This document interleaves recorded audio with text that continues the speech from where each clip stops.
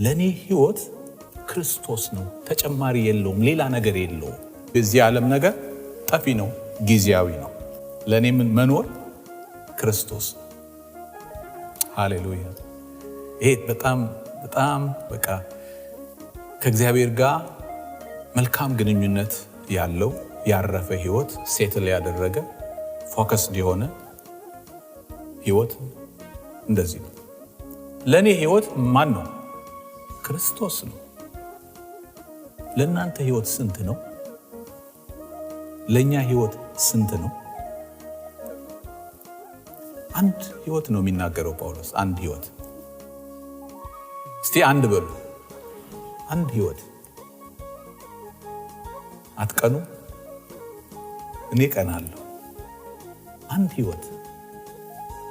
ያ አንድ ህይወት ደግሞ ክርስቶስ ነው። ለኔ ህይወት ክርስቶስ ነው፣ ተጨማሪ የለውም፣ ሌላ ነገር የለውም። ክርስቶስ ነው።